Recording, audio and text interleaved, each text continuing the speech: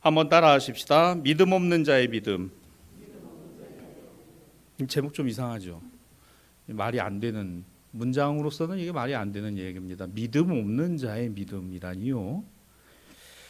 여러분이 이 본문 오늘 잘 한번 살펴보면 좋겠습니다. 믿음 없는 자의 믿음. 저는 오늘 본문을 중심으로 해서 이 제목을 가지고 여러분과 함께 생각해 보려는 건 이겁니다. 역설의 신앙이에요. 역설적 신앙입니다. 역설. 도저히 아닌 거예요. 그리고 그건 아니어야 합니다. 그럼에도 불구하고 이게 역설이에요. 아니지만 아닌 게 아니라 긴 거죠. 긴 게 아닌 게 분명한데 아닌 걸 아니라고 말하는 긴 거. 이게 무슨 뜻인지 아시겠어요? 이게 역설의 신앙입니다. 역설. 그럼에도 불구하고 한번 따라합시다. 그럼에도 불구하고. 오늘 설교 들으시면서 계속 여러분이 스스로에게 자문하셔야 됩니다. 그럼에도 불구하고, 그럼에도 불구하고, 그럼에도 불구하고. 그러면 오늘 말씀이 쏙쏙 여러분의 머릿속에 또 심령 속에 새겨질 줄로 믿습니다. 십자가와 부활은 그리스도교 신앙을 나타내는 가장 중요한 사건이죠. 다른 어떤 주일보다도 지난 주일의 부활절은 가장 큰 기독교의 축일이고 또 축제의 날이기도 합니다.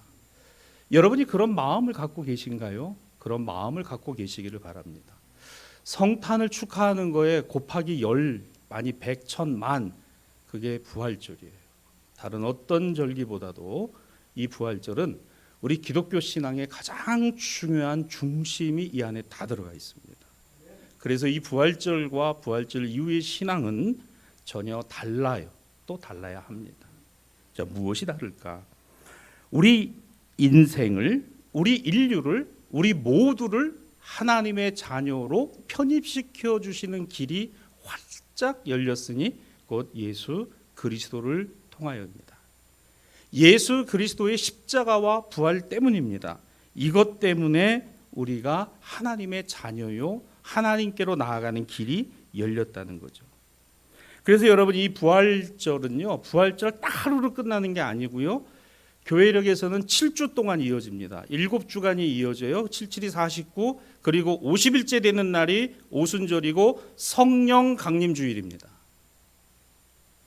여러분, 우리는 달력으로만 사는 거 아니라 그랬어요. 교회력을 따라 살아야 된다 그랬습니다. 성경도 이왕이면 교회력을 따라 읽으셔야 돼요. 그렇게 읽어야 우리 신앙의 패턴이 정해집니다. 시간을 보고 하루를 살아요. 달력을 보고 한 주와 한 달을 삽니다. 그 12장을 띄면 1년이 사라져요. 교회력을 따라서 매 주일마다에 선포되는 말씀들, 미리 나와 있는 말씀들을 여러분이 묵상하면요, 아, 지금은 주님 오심, 그리고 예수의 십자가 죽으심과 부활 이후에 신앙과 믿음을 어떻게 가져야 되겠구나라는 묵상이 자동으로 되게 돼 있어요. 근데 안 되는 이유가 뭐죠? 성경 안 읽으니까. 예? 성경 안 읽으니까 안 되는 거예요. 왜 안 되는지 아세요? 예배 안 드리니까. 예배 안 드리니까. 뭐 당연한 겁니다. 예배 안 드리고 성경 안 보고 기도 안 하는데 지금이 언제인지. 여러분, 시계 안 보고 달력 안 보고 살아가면서 오늘이 며칠인지, 오늘이 뭔지 알아요? 모르잖아요. 똑같은 겁니다. 지금 부활 이후에 부활 후 두 번째 주일을 맞이한 오늘 이 본문의 말씀 하나하나는 이런 의미를 갖고 있고, 아니, 우리 앞에 신앙과 믿음의 선진들이 4세기부터 지금까지, 여러분 4세기면 지금부터요, 거의 한 1600년 전부터 이 신앙과 믿음의 말씀들을, 이 본문을 가지고 부활 후 두 번째 주일은 이 말씀을 묵상하고 오는 거예요. 우리도 마찬가지인 겁니다. 여러분, 가장 중요한 게 뭐예요? 예수님입니다. 여러분, 우리 신앙과 믿음에 있어서 가장 중요한 게 뭐예요? 예수님 놓치지 않는 거예요. 예수 그리스도를 우리가 붙들고 살아가는 겁니다. 누가 나에게 신앙과 믿음이 뭐냐고 말하면 교회 이름 될 거 없어요. 나는 주님의 사람입니다. 나는 예수 그리스도의 사람입니다. 그거면 됩니다. 가장 우리 묘비에 여러 가지 많은 내용을 기록하기보다는 딱 한 가지만 쓸 수 있다면 예수 그리스도의 증인. 여러분, 이 말이 가장 우리 마음에 와닿지 않을까요? 예수 그리스도의 증인. 오늘 복음서의 말씀입니다. 요한복음 20장 본문은 안식 후 첫날 주께서 부활하신 당일의 이야기가 이어지고 있지요.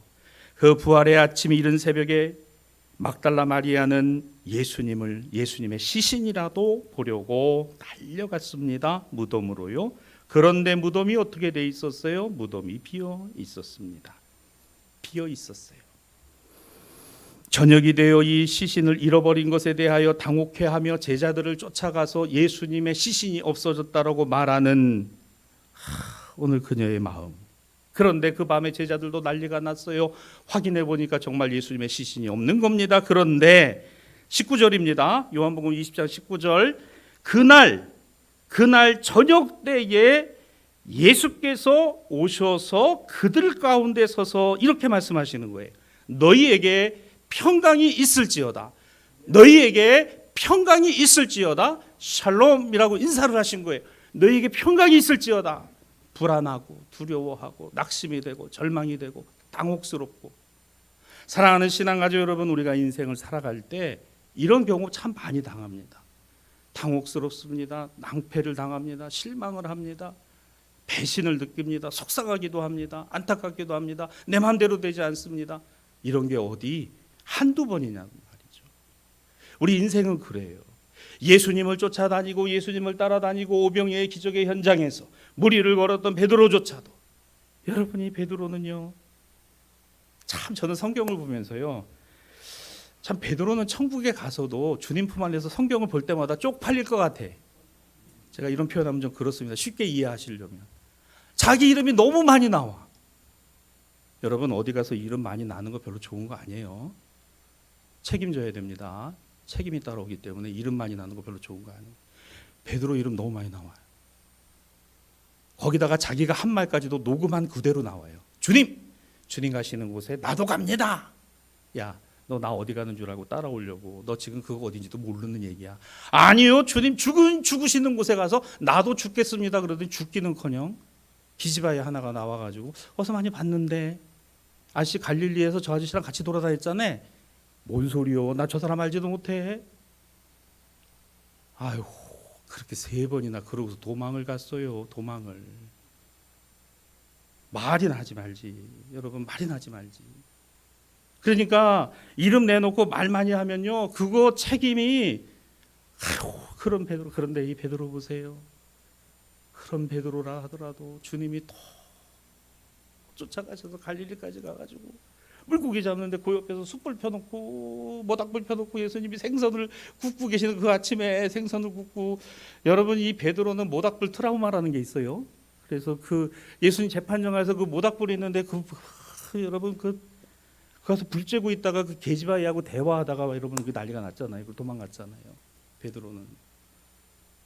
제가 이 정도 설명하면 성경 읽으시는 분으로 다 뭔 얘기인지 알 거예요. 성경 보면 나오니까. 그 모닥불가 추웠겠지. 밤이 추웠겠지. 새벽인데. 그런데 여러분, 사람이 이 뭔가 마음에 공허함이 있고 힘들면 더 추워. 그래가지고 지금 불 찔 때입니까? 불 쬐고 있으면서 예수님 부인하고. 그런데 저기서 숯불이 올라오고 어디서 많이 보던 분인데 예수님이 불 펴놓고. 예수님이 참 그거 보면서 이 심리적으로 치료를 하시는 것 같아. 베드로야, 네가 나를 사랑하느냐? 네가 나를 사랑하느냐? 그것도 몇 번이요? 3번을. 왜 3번일까? 너 3번 부인했잖아. 3번.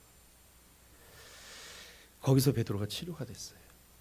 치유가 됐습니다. 성령이 그에게 임했을 때 베드로는 완전히 다른 사람이 돼요.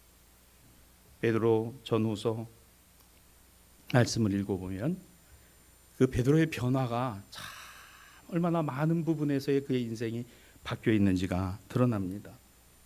여튼 이 낙심과 절망과 불안과 공포에 사로잡혀 있는 제자들, 기대하지 않았던, 아니 기대조차 되지 않았던 그 시간, 그 상황에서 생명이요 부활이신 주님을 만나 기쁨과 희망을 갖게 되었다라고 이야기합니다.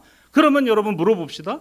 왜 저들이 낙심과 두려움과 절망과 불안과 공포 속에서 기쁨과 희망을 갖게 됐나요? 불안이 떠나가고 근심이 떠나가고 염려가 사라지고 문제가 해결되고 그랬던 것인가? 아닙니다. 그게 아니라 이게 진짜인지 아닌지, 그런데 그 주님이 생명이시오, 그 주님이 기쁨이시오, 그 주님이 부활이시니 그 주님 앞에서 달라진 거예요. 달라졌다고요. 여러분, 우리의 신앙과 믿음이 달라질 수 있는 이유는 목사의 설교가 아닙니다. 그 이유 단 하나는 주님 때문인 겁니다. 여러분, 주님 만나면, 여러분 옆에 주님 계시다는 믿음을 갖고 있다면 두려움이 있고 절망이 있고 낙심이 있고 불안이 있고 공포가 있다 하더라도 견디게 되고 감당하게 되고 또 극복하게 되는 것이니 이것이 믿음인 거예요. 근데 원래 이런 믿음이 있었나요? 없었어요. 아이고, 믿음이 있었으면 예수님 부인했겠습니까? 도망갔겠습니까? 처음부터 불안하고 염려와 근심과 걱정과 불안이 없어야죠. 믿음 있는 사람이 그런 게 있다면 말이 안 되잖아요. 믿음이 없는 거예요. 사랑하는 우리 신앙가족 여러분, 우리는 믿음이 사실은 없어요. 여러분, 오늘 본문 20절은 그러므로 그 예수님의 손과 옆구리를 본 제자들이 주님을 보고 기뻐하였다. 그 주님은 상처가 완전히 치유된 주님이 아니셨어요. 구멍이 뻥뻥 뚫린 그 몸을 보여주시면서 그 주님을 본 그 순간 그들은 기뻐했다. 왜? 주님이 주님이면 주님으로 기뻐하는 거예요. 여러분의 삶이 어렵고 힘드십니까? 때로 낙심이 되고 절망이 됩니까? 신방을 하다 보면, 얘기를 듣다 보면 눈물을 흘리고, 저도 눈물을 흘릴 때가 참 있어요. 참 공감이 되기 때문입니다. 얼마나 힘들면 얼마나 어려울까, 얼마나 쉽지 않을까. 여러분, 이게 굉장히 중요하다는 거예요. 우리의 치유의 어떤 가장 근본적 전제는 뭐냐면요, 그거를 듣고 함께 인식하고 공감하는 겁니다.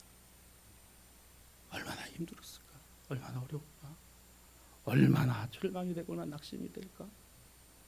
그런데 그 절망과 낙심과 두려움과 공포가 나에게 왜 있죠? 그게 내 믿음이 없는 거예요. 나의 믿음이 없는 거예요. 그런데 이 순간에 제자들이 주를 보고 기뻐하였다. 주님을 보고 기뻐하였다.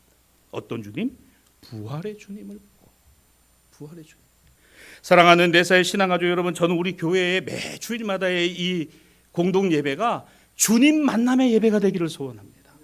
오늘 예배를 통해서 주님의 음성 듣는 예배가 되기 원하고 주님의 사랑을 체험하는 예배가 되기를 원합니다.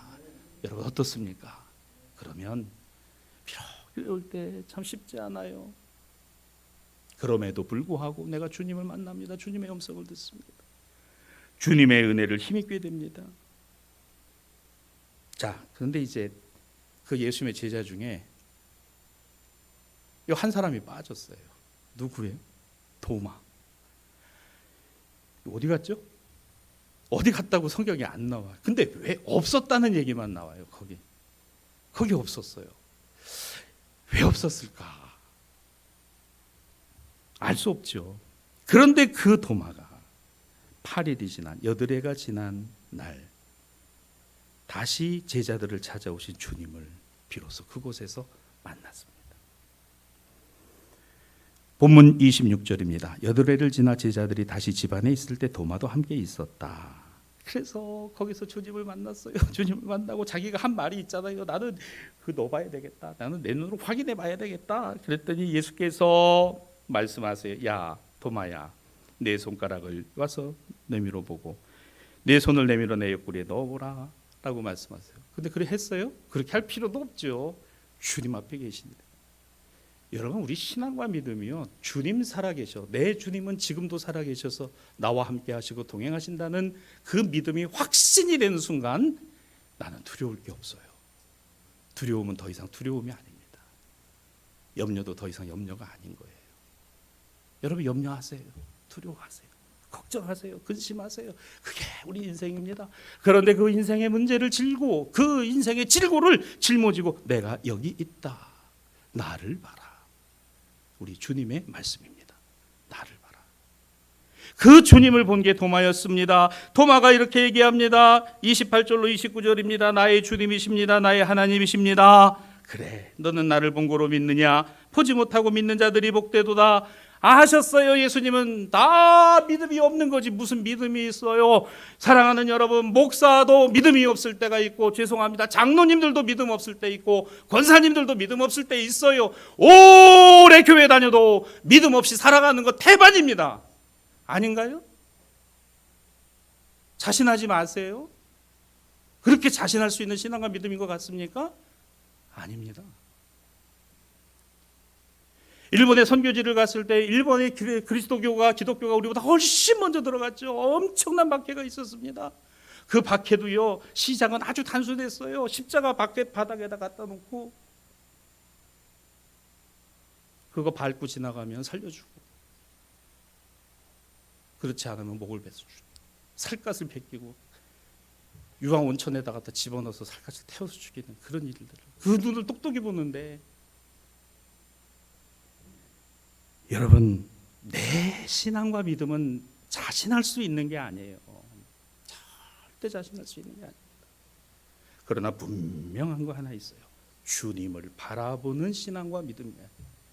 주님을 바라보아야 신앙과 믿음인 겁니다. 주님이 보여야 그게 신앙과 믿음이지, 내가 나를 보면 나는 문제없어, 나는 시험이 와도 유혹이 와도 나는 걱정 없어, 괜찮아, 제일 먼저 넘어져요. 제일 먼저. 여러분, 도마를 보세요. 그는 아마 신중했을 것 같아요. 주님이 왔다 가셨다, 아이고 저 또 무슨 소리 헛소리로 하고 앉았네. 지금 우리가 앞으로 어떻게 살아갈지 지금 대책을 논의하고 그래야 되는데 지금 그럴 때냐. 오기도 싫었던 것 같아. 그 제자들하고 어울리는 것도 싫었고, 그냥 그러니까 도마는 나타나지도 않았어요. 그런데 어찌 했는지 왔어요. 와가지고 도마가 그 자리에 앉아있는데 마침 그때 주님이 거기에 계시니, 원래부터 주님은 제자들과 함께 하고 계셨던 거예요. 저는 늘 그렇게 믿습니다. 주님이 늘 나와 항상 함께 하고 계시다. 근데 나는 그걸 잘 인식을 못해요. 그냥 내 힘인 줄 알고, 내 능력인 줄 알고, 내 뜻인 줄 알고 훅 살아가요. 그게 또 맞다고 생각해. 그게 믿음이 좋은 거라고 생각해. 믿음이 좋은 거는요, 나는 아니고 주님입니다. 나는 망할 사람이지만 주님은 나를 살릴 뿐입니다. 이게 믿음이 좋은 거지. 와, 내가 그래도 내 신앙과 믿음으로, 아니에요. 그걸로는요 다 열이면 열, 백이면 백 다 넘어진다. 오늘 여기서 우리가 생각할 것, 저는 두 가지를 여러분과 함께 나누고 싶습니다. 믿음 없는 자의 믿음, 첫 번째는 이거예요. 불안과 절망 속에서 갖게 되는 기쁨입니다. 자, 불안이 사라지고 절망이 없어져서 아닙니다. 불안과 절망 안에서, 불안하고 절망스럽지만 그 안에서 갖게 되는 기쁨이 있다. 예수께서 부활하신 날 제자들에게 이 소식이 막달라 마리아를 통해서 전해졌죠. 그들은 여전히 두려움에 있었어요. 사람들, 유대인들, 바리새인들과 같은 종교인들, 로마와 유대 권력자들, 너무너무 무서웠어요. 자기들도 예수님처럼 그렇게 당할까 봐 문 꼭꼭 다 걸어 잠그고 숨어 있었습니다. 대책 논의를 해봐야 답도 나오지 않았어요. 예수님을 잡아 십자가에 못 박은 이들이 자기들에게 무슨 짓을 하는지 그들은 알 수 없는 불안과 절망 속에 있었습니다. 그러던 그 밤, 예수께서 그들 앞에 계시는 거예요. 예수님이 그들 앞에 계시는 거예요. 상상하지도 못했던 일입니다. 우리가 기대하고 우리가 생각하는 그런 것이 아니었어요. 차라리 주님 살아서 우리와 함께 계셨으면 이런 기대와 소망도 없는, 왜? 눈으로 똑똑히 봤거든요. 예수님이 고난 받으시고 죽으시는 모습을 똑똑히 봤고 그 장사 지내는 것까지도 보았는데 무슨 기대를 하겠어요? 무슨 소망을 갖겠습니까? 사랑하는 여러분, 인간이 기대할 수 있는 수준의 기대 실현이 결코 아닙니다.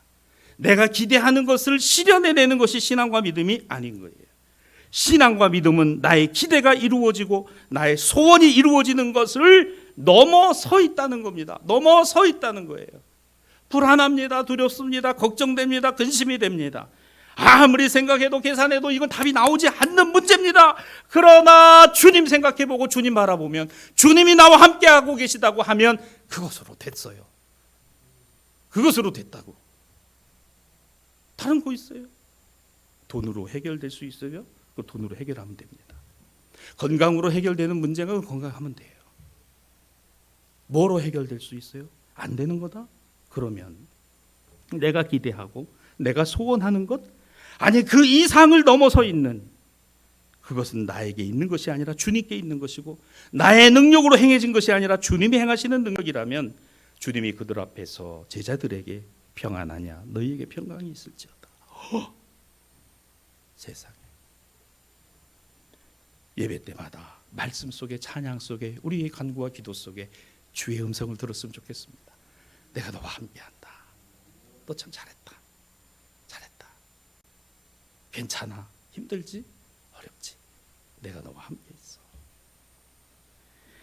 여러분, 우리는 이 땅을 영원히 살지 못해요. 영원히 살 사람 아무도 없습니다. 100년 뒤에 이 자리에 앉아 계실 분들은 아무도 없어요. 우리는 그런 인생을 살아갑니다. 도대체 뭐가 소망이고 뭐가 기쁨이겠습니까? 무엇이 우리에게 기쁨을 주는 일인가요? 그러나 그 기쁨이 변하여 슬픔이 되고 그 기쁨이 우리에게는 오히려 화가 되는 일들이 얼마나 많이 있습니까? 주님이면 되겠습니다. 저는 예수님 때문에 화가 되고 예수님 때문에 잘못되고 예수님 때문에 문제가 되었다는 그러한 말을 들어보지 않았어요. 여러분, 만약에 그와 같은 생각이 든다면 나는 주님을 모르는 겁니다. 아니, 주님을 만나지 못한 거예요. 나는 주님과 전혀 다른 신앙과 믿음을 갖고 있는 거예요. 불안하고 염려와 근심과 걱정이 있는데 거기서의 기쁨, 그렇습니다. 그 기쁨의 자리가 바로 예배당이고 예배더라고요. 예배를 드리게 되면요, 우리의 마음이 하나님을 향하여 집중하는. 저는 그래서 이 예배가 참 중요하다고 생각해요. 왜? 예배를 통하여 우리가 주님을 만나고 있는가를 점검해 볼 수 있는 거예요. 나와 주님 사이에 형통함이 예배라는 것이 있다는 겁니다. 사랑하는 여러분, 예배라고 하는 것이 하나님과 나 사이, 주님과 나 사이에 과연 이 일을 통해서, 이 주님을 통해서, 이 주님으로 말미암아 기쁨이 나에게 있는가 없는가는 예배를 통해서 보면 안 돼. 그렇다고 예배에서 뭐 웃음 치료가 말하듯이 뭐 웃고 그러자는 게 아닙니다. 하나님의 임재, 하나님의 손길, 하나님의 음성, 하나님의 만져주심, 하나님의 안아주심, 이게 경험되는. 올해는 우리가 가정 예배를 강조하고 있어요. 공예배를 강조하고 있습니다. 부득이하다면 온라인과 유튜브를 통해서 주님과의 만남의 의미 때문에 그래요. 예배에서 주님 만나지 못하면 그건 예배 실패자입니다. 예배 성공이라는 건요, 주님 만남의 예배인 거죠. 주님의 음성을 듣는. 사랑하는 신앙가족 여러분, 우리가 예배당에 나올 때마다, 말씀을 기대할 때마다 그 예배 가운데 들려지는 찬송과 기도 속에서 주의 손길, 주의 음성, 주님의 은혜를 우리가 힘입을 수 있는 거라면 그게 기쁨이에요. 그게 기쁨입니다. 그래서 한 주를 살아가고 우리의 삶을 이어갈 수 있는, 내가 기대하는 것, 내가 소원하는 것, 내가 바라는 것, 그것이 이루어지는 것, 아니 그 이상을 아무것도 염려하지 말고 너희 구할 것을 감사함으로 하나님께 아뢰라. 염려할 것이 없어서? 아닙니다. 염려할 것이 사라지니까? 아닙니다. 염려할 것이 많아도 아무것도 염려하지 말고 너희 구할 것을 감사함으로 하나님께 아뢰라. 우리가 교인이라고 하는 것, 교회를 다니는 사람이라는 것이 보여지는 제1 예배입니다. 주님과의 만남인 거예요. 주님과 함께 하는 것임을 기억하시기를 바랍니다. 그래서 이게 믿음이에요. 이게 믿음인 거예요.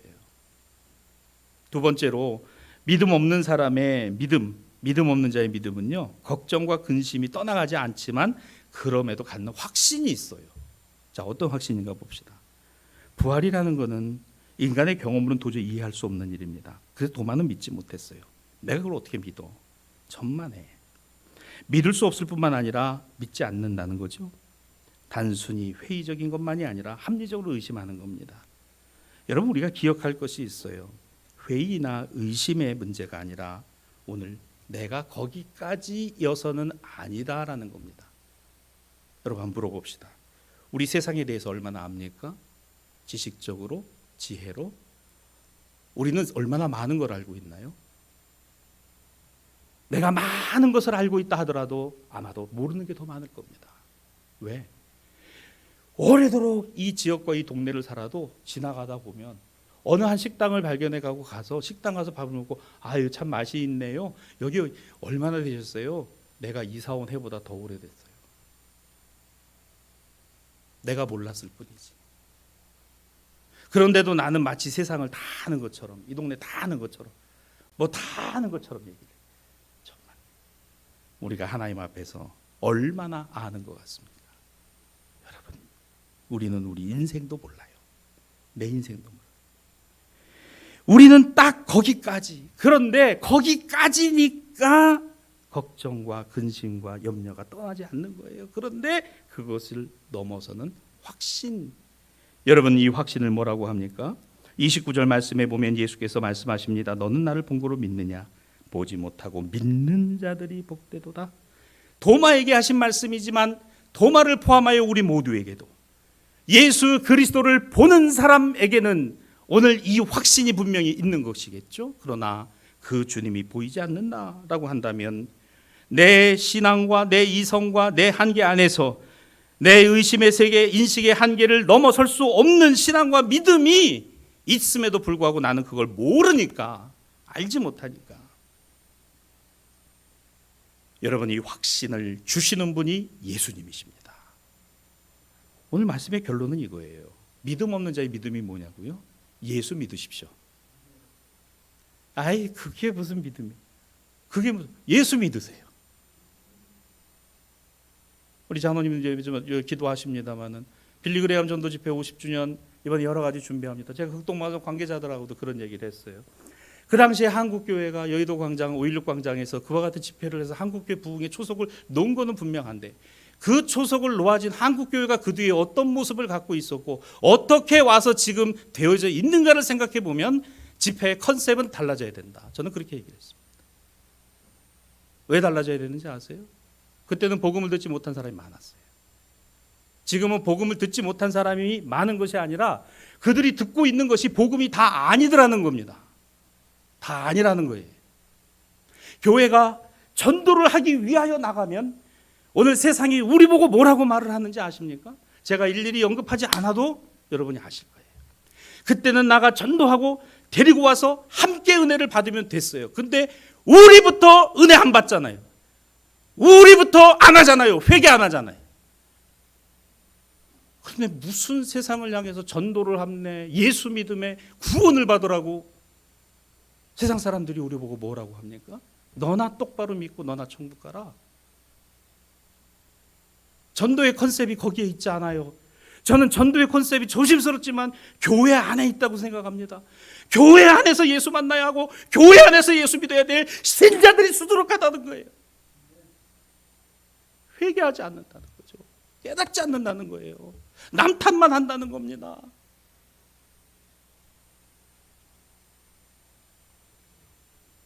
빌리그레암 목사님이 살아와도, 빌리그레암 목사님 아들 프랭클린 그레암이 와서 아무리 천만 설교를 한다 하더라도 한국교회가 그 메시지 듣지 못한다면 아무것도 아닙니다.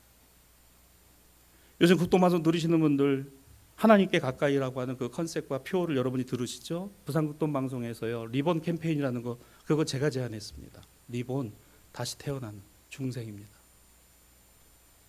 그리고 제가 얘기했던 그거예요.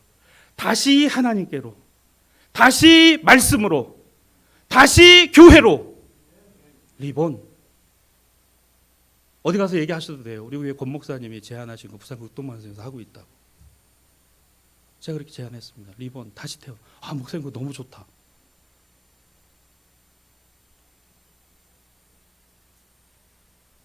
예수 믿으세요. 그러면 됩니다. 예수 믿으세요. 예수님을 믿으시라고요. 예수님을 믿어야 되는 겁니다. 걱정하고 근심하고 염려하고, 예, 하세요. 저도 있어요. 저도 있고 저도 많아요. 예수 믿고 그래서 기뻐. 아이고, 그래, 내가 주님. 말씀을 정리합니다. 베드로전서 1장 7절로 8절에는 너희 믿음의 확실함은 불러연단하여도 없어질 금보다 더 귀하여 예수 그리스도께서 나타나실 때에 칭찬과 영광과 존귀를 얻게 할 것이니라. 예수를 너희가 보지 못하였으나, 우리 8절은 다 함께 읽죠. 시작. 예수를 너희가 보지 못하였으나 사랑하는도다. 이제도 보지 못하나 믿고 말할 수 없는 영광스러운 즐거움으로 기뻐하니. 아멘. 믿음 없는 자의 믿음이고, 이게 베드로입니다. 이게 성령께서 함께 하심으로 갖게 된 기쁨이고 확신이에요. 여러분, 예수님으로 기쁨, 예수로 확신. 주님은 부활의 주님이면 여러분 그 주님과 함께하니 행복하고 그 주님과 함께하니 감사하고 그 주님과 함께하니 너무 좋습니다. 저는 우리 교회가 그런 교회가 되었으면 좋겠어요. 교회만 하면 너무 좋아요. 교회만 하면 좋고 여러분 만나면 너무 좋고 서로 만나면 너무너무 기쁘고 좋아요. 기쁨과 확신, 바로 예수 그리스도 안에 있는 믿음. 그 믿음. 나는 믿음이 없는 사람. 이게 될까? 이게 정말 될까? 이게 정말 될 것인가? 믿음이 없어요. 믿음이 없어요. 근데 그 믿음이 없는데 그리스도와 예수 안에 있는 기쁨과 확신이 믿음이더라는 거예요. 예수님으로 말미암은.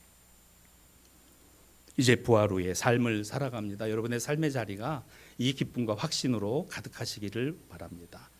예수님으로, 예수 그리스도로 말미암아서 여러분 그 주님이 내 곁에 계시고 너희에게 평강이 있을지어다는 이 말씀을 주신 것처럼 이 평안을 누리는 저와 여러분, 부활 이후에 신앙을 갖는 우리 모든 신앙 가족들이 되시기를 우리 주님의 이름으로 축원합니다.